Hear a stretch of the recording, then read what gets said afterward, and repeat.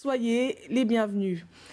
On commence d'abord par ce viol présumé d'une jeune fille de 14 ans par un policier. Dans la nuit du dimanche 28 février, l'agresseur aurait demandé à la mineure de le rejoindre dans le parking du commissariat. Ils seraient amis. C'est donc en toute confiance, selon les proches de la jeune fille, que cette dernière le rejoint. Sur place, l'adjoint de sécurité aurait sorti son arme pour forcer la victime à avoir un rapport sexuel. La famille a porté plainte.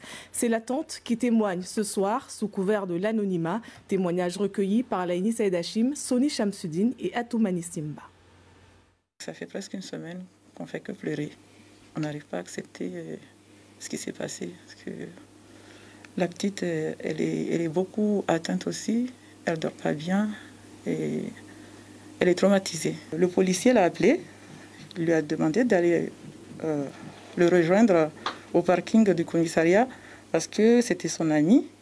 Et souvent, quand il travaillait, il la faisait venir pour lui apprendre à conduire.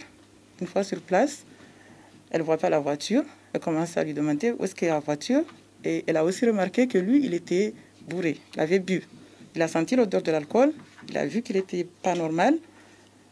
Elle a tout de suite compris qu'il se passait quelque chose d'anormal. Et là, elle a dit, moi, je ne te suis pas.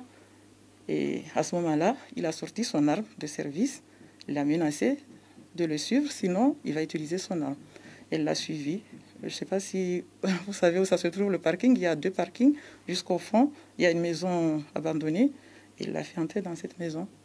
Et pendant tout l'acte, il y avait l'arme qui était braquée sur elle. Je sais qu'elle souffre.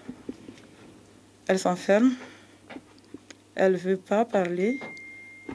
C'est normal. Et on lui laisse le temps de vouloir parler. Et là, on va l'accompagner en psychiatrie pour un suivi. Parce qu'elle saute des repas, elle ne veut pas manger, elle a peur de dormir toute seule, elle n'arrive pas à dormir. Il faut qu'elle dort avec sa sœur. Et l'auteur présumé des faits est mis en examen pour des faits de viol aggravé. Il est libre sous contrôle judiciaire avec une mesure d'éloignement. L'enquête est donc en cours. On va écouter l'avocat de la victime, Maître Nadjima Amada. Il s'exprime au micro d'Atoumani Simba. Ce bonhomme avait bu pendant son service. Ça, c'est un fait avéré, reconnu, alors qu'il est policier.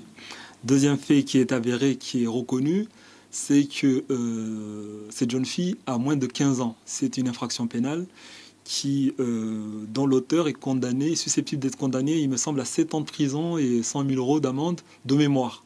Donc il y en a quand même ces 2 éléments-là qui portent à croire que cette personne n'avait pas lieu d'être dans la police et surtout à l'extérieur actuellement. Il l'a fait venir pendant une période de confinement devant le commissariat, donc à la vue au-dessus de tout le monde. Et donc la question n'est pas de savoir que faisait cette jeune fille dehors, mais que fait ce jeune homme de 22 ans à appeler une jeune fille de 14 ans en pleine nuit pour le faire sortir, venir devant le commissariat, l'agresser et dire qu'il y avait consentement. Une enfant de 14 ans n'est jamais consentante. C'est la loi.